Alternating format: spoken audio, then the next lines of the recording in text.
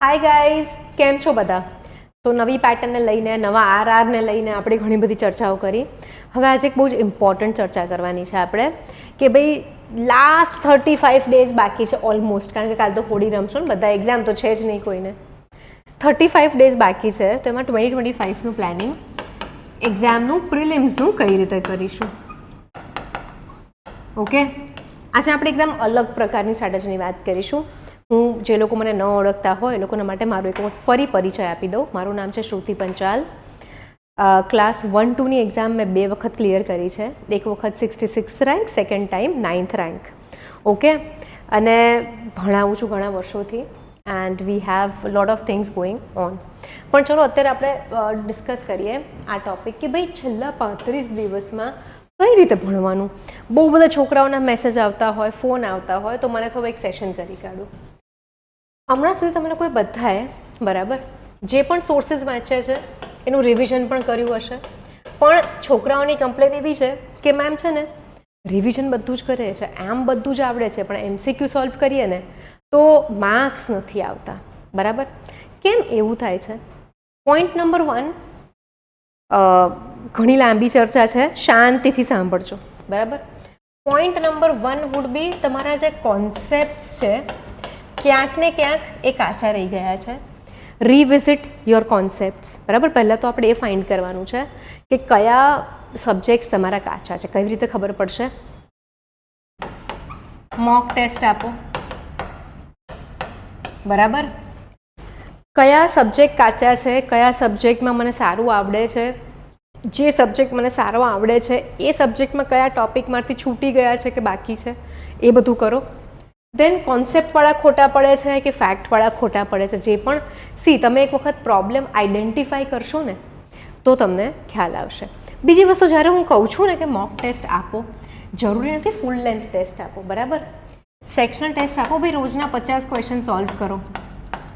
Okay, હવે ઘણા બધા સ્ટુડન્ટ્સ હોય ને એ લોકોને કેવું થાય, 50 ક્વેશ્ચન સોલ્વ કરે ને એટલે માર્ક્સ આવ્યા એ લોકોના મે બી અહીંયા 5 માર્ક આવ્યા કોઈના, તો એ વ્યક્તિ છે ને દુઃખી થઈ જશે, નિરાશ થઈ જશે અને બીજા પેપર્સ જ સોલ્વ નહીં કરે કે મેમ ટેસ્ટ તો નથી આપવી, એમાં તો માર્ક્સ જ નથી આવતા. બહુ ડિપ્રેશન જેવું થઈ જાય છે. હવે આમાં હું તો કહું છું સારું છે. કેમ? કારણ કે તમે લોકો છે ને જે પણ ટેસ્ટ આપો છો ને એને સારી રીતે યુટિલાઇઝ જ નથી કરતા. યુટિલાઇઝ નથી કરતા એનો અર્થ શું થયો કે ભાઈ આ 5 સાચા પડ્યા છે, એની સામે તમારા 45 જે છે એ ખોટા પડ્યા છે. તો હંમેશા ટેસ્ટ આપ્યા પછી આ 45 ક્વેશ્ચન્સનું એનાલિસિસ કરવાનું છે કે આ ક્વેશ્ચન હતું એમાં આ સ્ટેટમેન્ટ્સ હતા કે વિધાન હતા, મેં આને સાચું આપ્યું, આને ખોટું આપ્યું, આન્સરમાં આ સાચું છે, આ ખોટું છે, એનું એક્સપ્લેનેશન વાંચો.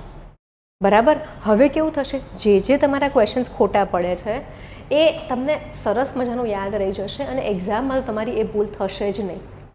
તો ઘણી બધી વસ્તુઓ બાકી થઈ જશે. બીજી વસ્તુ કે આજે આપણે વાત કરીએ કે ભાઈ રિવર્સ એન્જિનિયરિંગ.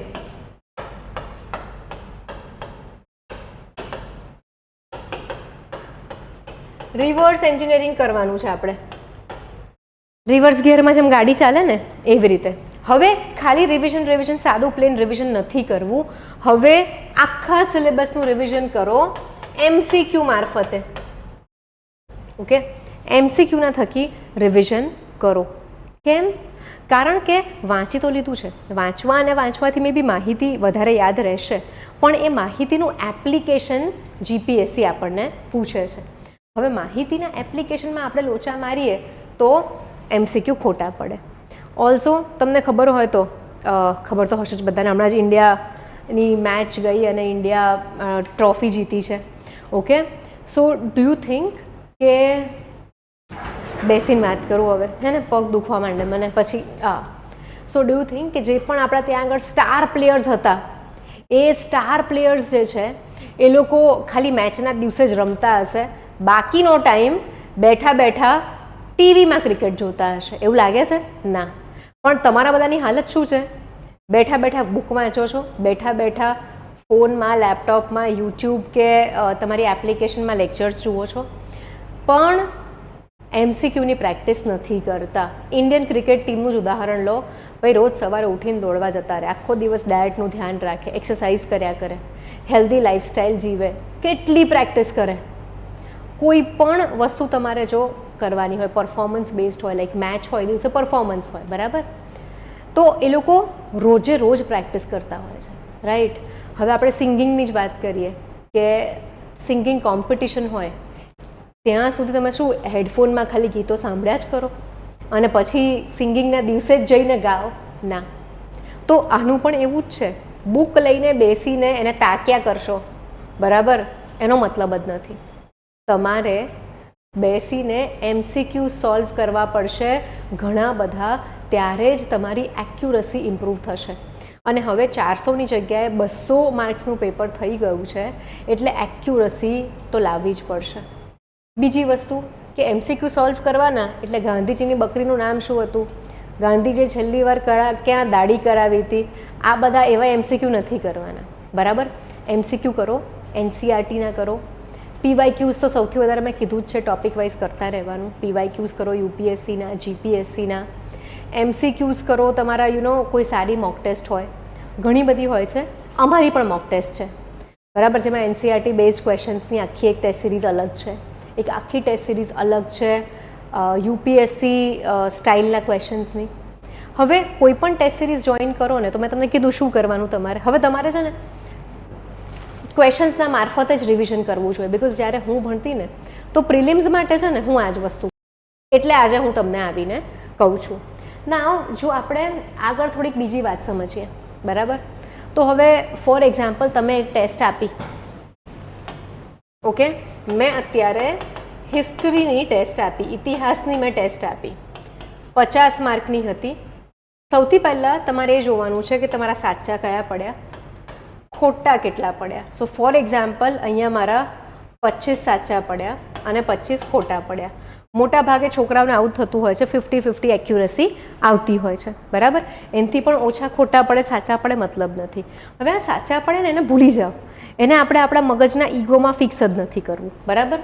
આ જે ખોટા પડ્યા છે એમાં સમજો વાય, શું તમે સાચું પૂછ્યું છે કે ખોટું પૂછ્યું છે, એમાં અટવાઈ ગયા.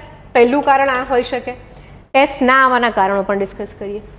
બીજું કારણ એ હોઈ શકે કે કદાચ તમને જે તે ટોપિકની માહિતી ઊંડાણપૂર્વક નથી. તો એક પેજ લઈ લો, એમાં જે ટોપિક્સમાં તમને ઇન્ફોર્મેશન સફિશિયન્ટ નહોતી તમારા સોર્સમાંથી, એ એક લિસ્ટ બનાવવા માંડો, બરાબર. એનું લિસ્ટ બનાવવા માંડો ટોપિક્સનું. થર્ડ, શું તમે કેરફુલી રીડ નથી કરતા, તમે ટીક કરવામાં ઉતાવળ કરી દો છો. આ જે પણ ફેક્ટર્સ છે એની એક સૂચિ બનાવતા જાઓ અને પછી તમે નેક્સ્ટ ટેસ્ટ અટેમ્પ્ટ કરો.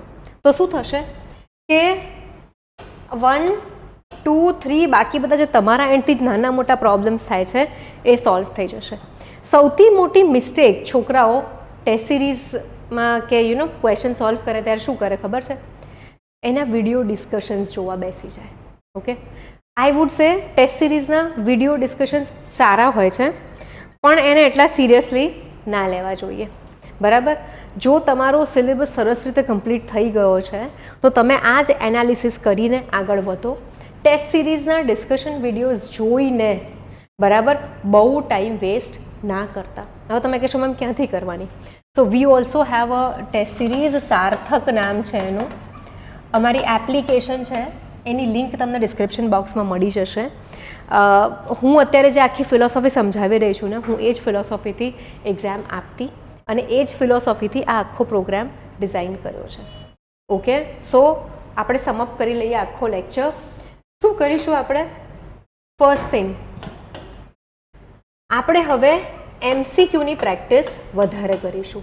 હવે છે ને ઘણા વાયડાઓ આવશે જે નીચે લખશે કે આટલા તો ક્વેશ્ચન પ્રેક્ટિસ જ ના કરાય, મેં તો માંડ 1 કે 2 જ ટેસ્ટ આપી હતી અને હું તો દર વર્ષે પ્રિલિમ પાસ થઉં છું. ભઈલા તું એવું કર, તને કોઈ ના નથી પાડતું, બરાબર. દરેક કમેન્ટમાં આવી જ જાય છે આવા લોકો. મને બહુ જ હસવું બી આવે ને ગુસ્સો બી આવે એટ ધ સેમ ટાઈમ. એનું નેક્સ્ટ ક્લાસમાંનું નામ પણ લઈ લો, નામ તો નહીં પણ ડિસ્કસ કરી લઈએ આપણે.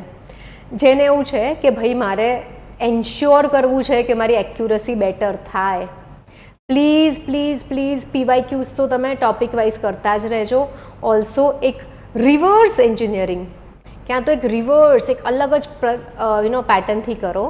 અને યાદ રાખો, અત્યારે ક્રિકેટર કોણ છે સૌથી ફેમસ? આઈ થિંક હાર્દિક પાંડ્યા. કોણ સૌથી સારી બેટિંગ કરે? રોહિત શર્મા.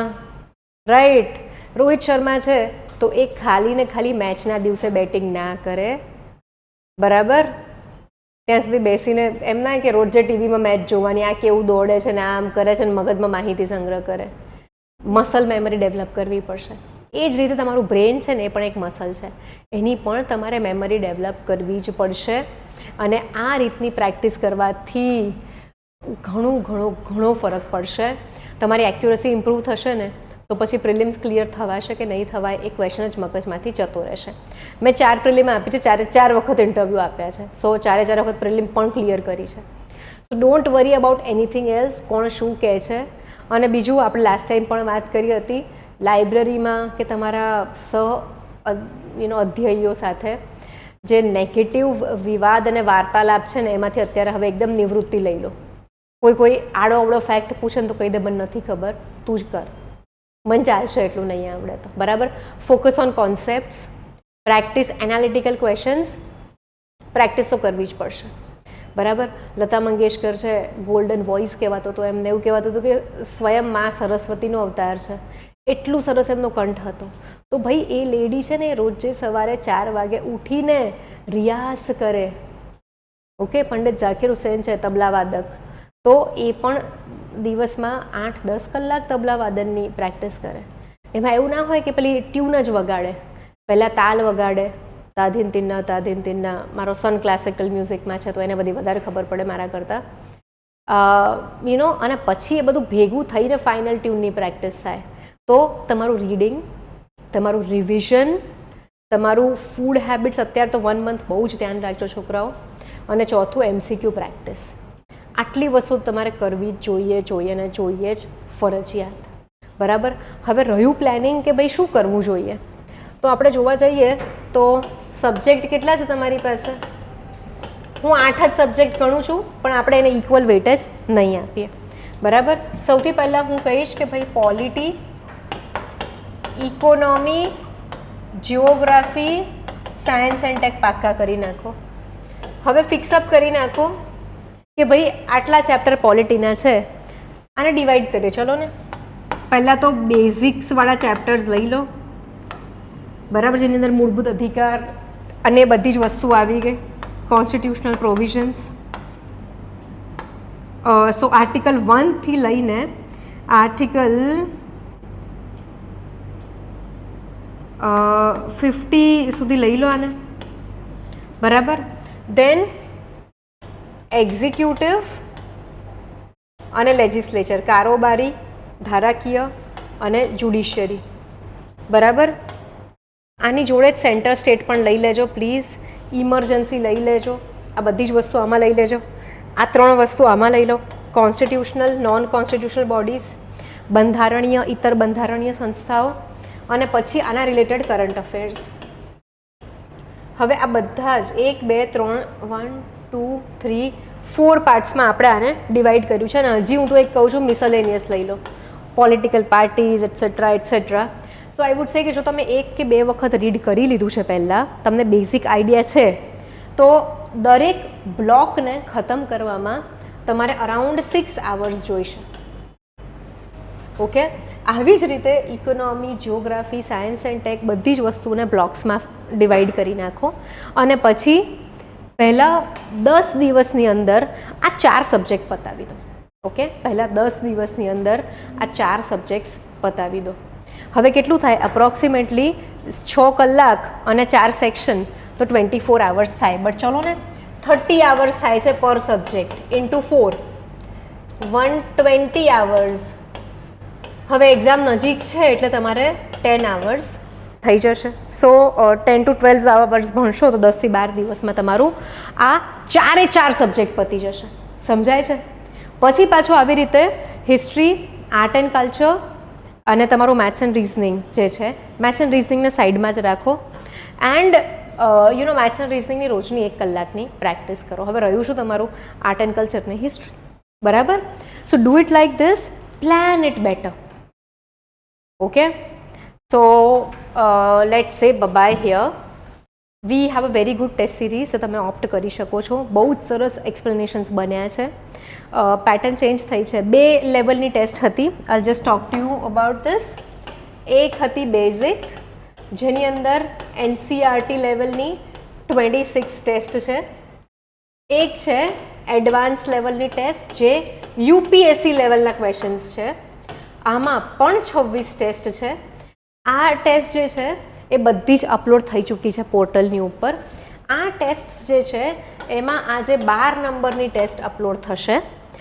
ઓલ્સો આના શિડ્યુલમાં થોડોક મેં ચેન્જ કર્યો છે, ડેટ પાછળ ગઈ અને નવી એક્ઝામ આવી એટલે. We are going two launch a batch 2 for this one. Okay, and આની અંદર જે છે આઈ વુડ રિક્વેસ્ટ એવરીવન, આમાં મેં વિડીયો ડિસ્કશન્સ આપ્યા છે. એડવાન્સમાં વી હેવ ઓમિટેડ વિડીયો ડિસ્કશન્સ, કારણ કે બહુ બધા વિદ્યાર્થીઓ છે, એ લોકો છે ને રિવિઝન કરવાની જગ્યાએ, સેલ્ફ એનાલિસિસ કરવાની જગ્યાએ શું કરે, એ 2-2, 3-3 કલાકના વિડીયો ડિસ્કશન્સ જોવે અને ટાઈમ ખૂબ બગડે છે. સો એડવાન્સમાં now there are no video discussions that are going to happen. નાના મોટા ચેન્જીસ હું છોકરાઓ જે પ્રમાણે મારી સાથે ફીડબેક આવતું જાય એ રીતે હું કરતી રહું છું. So this is how it goes. And તમને એપ્લિકેશનની ઉપર થાય છે, PDF ડાઉનલોડ નહીં થાય. મેં ટેસ્ટ લોન્ચ કરીને ત્યારે મેં છોકરાઓને પ્રોમિસ કર્યું હતું કે એક પણ ક્વેશ્ચન આપણે પ્લેજરાઇઝ નહીં થવા દઈએ. And I am keeping my promise. PDF જો હું પબ્લિશ કરું તો બધું પ્લેજરિઝમ થઈ જાય, આપણે એ કરવું જ નથી. એપ્લિકેશનની ઉપર ટેસ્ટ થશે, તમારી પર ટેસ્ટ એક્યુરસી કેલ્ક્યુલેટ થઈને આવી જશે, કેટલા અટેમ્પ્ટ કર્યા, કેટલા ના કર્યા, કેટલા સાચા ખોટા, સરસ રિપોર્ટ બનીને આવે છે. અને તમે પછી અનઅટેમ્પ્ટેડ ક્વેશ્ચન્સનું જે એકદમ સરસ ડિટેલ સોલ્યુશન્સ બન્યા છે એ પણ વાંચી શકો છો. સો ગાઈઝ, શું શીખ્યા આપણે? ભાઈ ટેસ્ટ તો આપવાની છે, એનાથી નિરાશ નથી થવાનું. જેટલા ઓછા માર્ક્સ એટલું ખુશ થાવ કે મને કંઈક નવું શીખવા મળ્યું અને હવે આ બધી બાબતની તો મારી ભૂલ પડશે જ નહીં એક્ઝામમાં. તમે 10 દિવસ આ મેં કીધી છે એ મેથડથી ટેસ્ટ આપી જુઓ, કોઈ પણ ઇન્સ્ટિટ્યૂટની આપો, બરાબર? તમને 11મા દિવસે તમારી એક્યુરસીમાં આસમાન જમીનનો ફરક દેખાશે ને દેખાશે જ. સો ગાઈઝ, બાય, મળીએ ફરી જલ્દીથી. Take care, C you.